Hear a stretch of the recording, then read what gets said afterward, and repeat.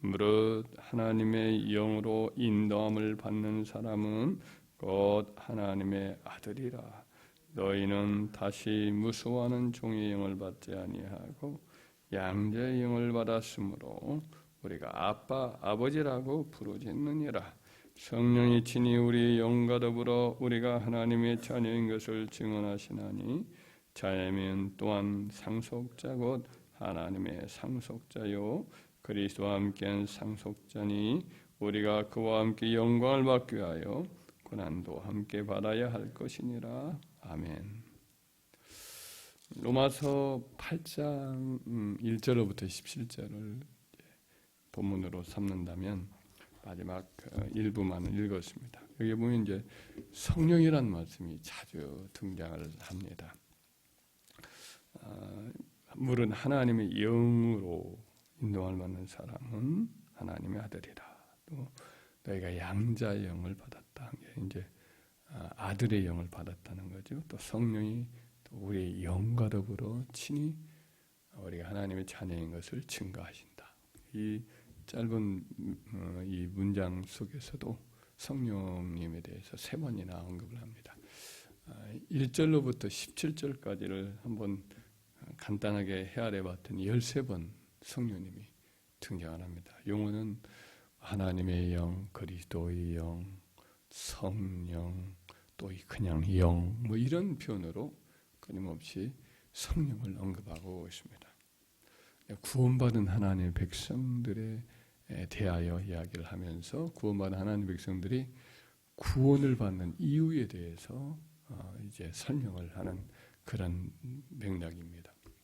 구원받는 이유가 이제 성령에 의해서 성령을 우리 주님께서 보내어 주시고 하나님의 백성들 안에 거하게 하심으로 그 성령이 이렇게 인도하신다는 것을 인도하셔서 우리를 구원으로 이끈다 이 말씀을 하고 있습니다. 성령이 하시는 일을 두 가지만 이제 크게 이야기를 한다면 첫째로 13절 14절에 보면 우리 안에서 죄와 싸워서 승리하게 하신다는 말씀이 나와요. 13절 14절 한번 읽어보면 너희가 육신대로 살면 반드시 죽을 것이로되 영으로서 몸의 행실을 죽이면 살리니 물은 하나님의 영으로 인도함을 받는 사람은 곧 하나님의 아들이라. 여기서 보면은 이 영으로서 몸의 행실을 죽인다라는 말씀이 나옵니다. 우리 안에는 두 가지 이제 거듭나게 되면 두 가지 본성이 서로 싸우게 되는데 옛사람의 타락의 본성, 옛사람이라고 표현을 하기도 하고 그래서 옛사람 속에 속한 타락의 본성이 우리를 자꾸만 죄로 이끌어가고 여러 가지 이제 세상을 더 사랑하게 만들고 마귀에게 자꾸만 귀를 기울이는 그와 같은 삶을 살도록 이끌어갑니다. 그러나 성령이 우리 안에 들어오셔서 우리 속에 거듭난 새 본성을 주셔서 새로운 하나님의 아들과 딸로서의 거룩한 삶을 살도록 자꾸만 인도하시고 이끌어 가시는 거죠. 이것을 이 어떤 갈등들, 이 싸움들이 있는데 갈라디아서 5장 16절 이하에서는 좀 분명하게 자세하게 풀어놓고 설명을 하고 있습니다. 내가 이르노니 너희는 성령을 따라 행하라. 그리하면 육체의 욕심을 이루지 아니하리라. 육체의 소욕은 성령을 거스르고 성령은 육체를 거스르나니 이 둘이 서로 대적하므로 너희가 원하는 것은 타락의 본성을 따라 사는 육신적인 삶을 말하죠. 너희가 원하는 것을 하지 못하게 하려 함이니라. 너희가 만일 성령의 인도하시는 바가 되면 율법 아래 있지 아니하리라. 육체의 일은 분명하니 육신의 옛사람의 삶이죠. 곧 음행과 더러운 것과 호색과 우상숭배와 주술과 원수 맺는 것과 분쟁과 시기와 분냄과 당지는 것과 분열함과 이단과 투기와 술취함과 방탕함과 또 그와 같은 것들이라. 전에 너희에게 경계함과 같이 경계하노니 이런 일을 하는 자는 하나님의 나라를 유업으로 받지 못할 것이요. 육체의 일을 계속 지속적으로 행하는 사람은 결국 구원받지 못한다는 말씀이죠. 오직 성령의 열매는 성령의 인도하심으로 살아가는 삶을 살면 그로 인해서 맺어지는 삶의 열매는 사랑과 일학과 화평과 오래 참음과 자비와 양선과 충성과 온유와 절제니 이 같은 것을 금지할 법이 없느니라.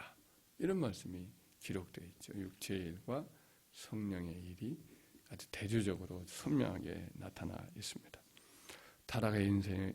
살아간 인간의 본성은 죄악의 삶으로 불신앙과 세상으로 이끌려가지요. 그러나 거듭난 성도 안에 거하는 성령은 하나님의 거룩하심, 의로우심, 참되심을 따라 살아갈 소원을 두어서 자꾸만 그러지 못하는 육신에 자꾸만 더 이끌려가는 삶을 사는 자신을 보면서 자책감을 갖고 또 돌이키게 되고 또 죄가 여전히 범하는데도 불구하고 은혜가 더 넘쳐요. 은혜가 하나님 주시는 은혜가 넘쳐서 회개하게 되고 죄 대신에 하나님의 법을 지켜 행하는 갈망을 가지고 몸부림치게 되어서 점점 이제 성령의 열매를 맺는 삶을 사는 거죠.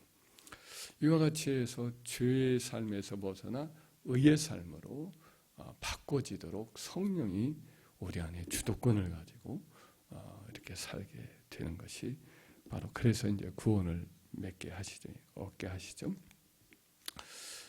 또 성령께서 거듭난 성도에게 하나님의 자녀임을 일깨워줘요. 자아의식, 정체성이 이제 하나님의 나는 자녀다라는 확신을 갖게 하고 그래서 천국을 사모하게 되고 나는 천국 백성이다라는 소망을 갖고 살게 해줘요. 15절부터 10절째 한번 읽어보면 너희는 다시 무수하는 종의 영을 받지 아니하고 양자의 영을 받았으므로 우리가 아빠 아버지라고 부르짖느니라. 성령이 친히 우리 영과 더불어 우리가 하나님의 자녀인 것을 증언하시나니 자녀이면 또한 상속자곧 하나님의 상속자요 그리스도와 함께한 상속자니 우리가 그와 함께 영광을 받게 하여 고난도 함께 받아야 할 것이니라. 여기서도 성령이 3번 이렇게 나오는데 성령께서는 확고한 자아 정체성을 우리에게 일깨워 줍니다. 양자의 영, 별명인데 하나님의 아들, 딸이라고 하는 그런 생각을 분명히 부어주는 영이란 뜻이죠. 성령을 받으면 하나님이 우리의 아버지가 되시고 그래서 아빠라고 부르짖게 해요. 아빠라는 말은 이제 그것은 그야말로 그 팔레스타인 사람들도 우리 어린아이들이 부모님, 아버지에게 아빠라고 부르는 것과 똑같은 그 아람어 그 당시에 쓰는 그 용어예요. 그러니까 아빠라는 전혀 두려움 없이 사랑이 가득한 그 부모로서 우리 하나님을 이렇게 대하게 되는 거죠. 그러니까 큰 죄를 범하고 그러더라도 기꺼이 용서해 주시고 잊어버려 주시고 사랑해 주시고 아무 잘못도 범하지 않은 자녀처럼 사랑으로 품어주시는 그 하나님을 이렇게 사랑하고 나는 그 아버지로부터 하나님으로부터 버림당하지 않는다라는 생각을 갖고 살아요. 종의 영을 받은 구약의 율법 아래 살았던 이스라엘 백성들은 하나님이 엄격하고 그래서 심판하시는 분이기 때문에 잘하면 칭찬받지만 실수하거나 잘못하면 엄하게 꾸중을 받고 심지어 이제 가족의 일원으로서가 아니라 그냥 종으로서 내어 쫓기는 그런 두려움 속에 살아가는 거죠. 근데 이제 하나님의 백성들은 성령을 받았기 때문에 용서를 받고 내쫓김을 받지 않는다는 것을 확신을 한단 말이죠. 그래서 부모님이 이제 자식들에게 유산을 남겨줘요.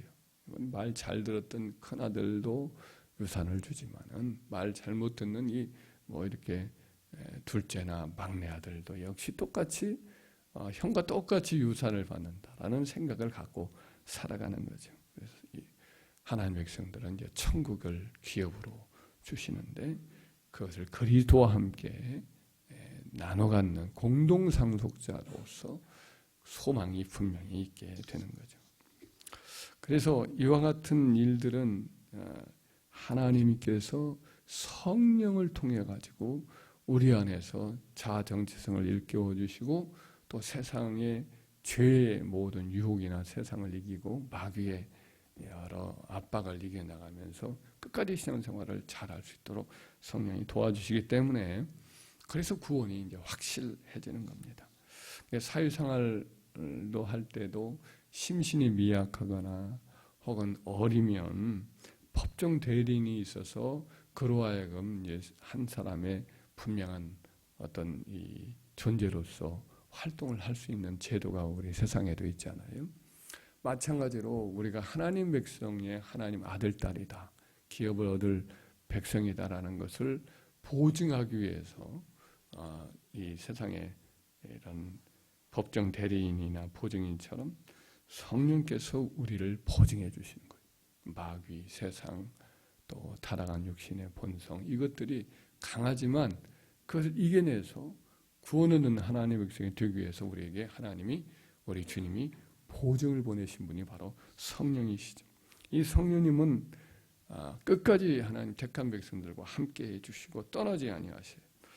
그래서 이와 같은 보증인이 되신다라는 말씀이 성경에 여러 군데 나오는데 에베소 1장 13절 14절에 보면 그 안에서 그리스도 안에서 너희도 진리의 말씀 곧 너희의 구원의 복음을 듣고 그 안에서 또한 믿어 약속의 성령으로 인치심을 받았으니 이는 우리 기업의 보증이 되사 그 얻으신 것을 성령하시고 그 영광을 찬송하게 하려 함이라 라는 말씀이 나옵니다.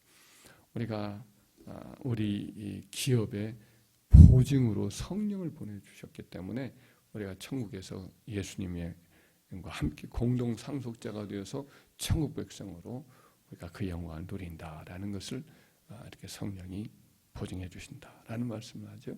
고린도 후서 1장 21절 22절에도 이르기를 우리를 너희와 함께 그리스도 안에서 굳건하게 하시고 우리에게 기름을 부으신 이는 하나님이시니 그가 또한 우리에게 인치시고 보증으로 우리 마음에 성령을 부어주셨느니라. 여기서도 똑같은 말씀을 하죠. 에베소 4장 30절의 말씀에 보면 너희는 하나님의 성령을 근심하게 하지 말라. 그 안에서 성령 안에서 너희가 구원의 날까지 인치심을 받았느니라. 인이란 딱 도장을 찍어서 이제 하나님의 것이다라고 하는 것이 인인데 성령 안에서 우리가 구원의 날은 여기서 우리가 세상을 떠나서 아버지께로 가는 우리가 죽음의 그날일 수도 있고 우리 주님의 재림의 그날일 수도 있는데 이 구원의 날 우리가 이 세상의 모든 여러 시험과 압박과 도전 속에서 신앙생활을 해나가지만 그날까지 성령이 끝까지 우리를 인치시고 떠나지 아니하시기 때문에 구원을 보증하신다는 말씀을 여기서도 또 하고 있습니다.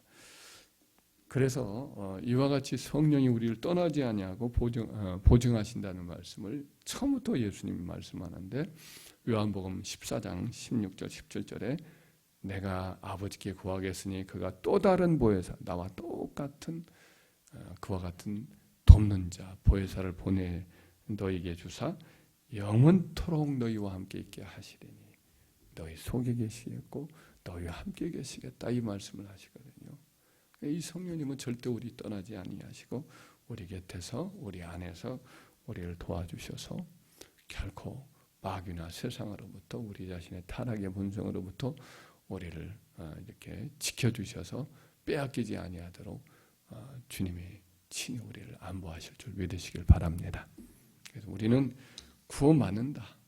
이 확신을 항상 가지셔야 돼요. 성령을 주셨어요. 성령은 내가 그러면 어떻게 받았느냐?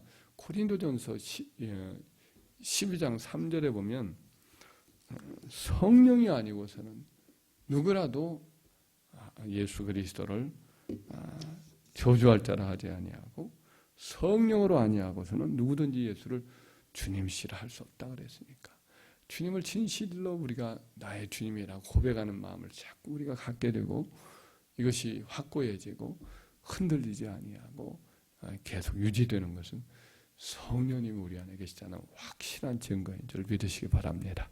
우리는 성령님이 내 안에 오셔서 늘 보증하시기 때문에 죄를 늘 이겨나갈 수 있도록 넘어지기도 하고 쓰러지기도 하지 베드로도 예수님을 3번이나 부인하기도 하고 다 예수님 놓고 도망도 치고 제자들 그렇지만은 성령이 늘 함께 하시니까 끝내 그들은 이렇게 구원받고 또 사명 감당하고 하나님 앞에 가잖아요. 우리도 마찬가지 실수도 하고 넘어지기도 합니다만은 끝내 이기게 하시고 성령의 열매를 맺게 하실 것이고 또 하나님 앞에 우리는 하나님 자녀다라는 확고한 자아 정체성을 가지고 천국 기업을 우리가 받을 것을 늘 성령께서 보증해 주시기 때문에 우리 구원은 확실하다.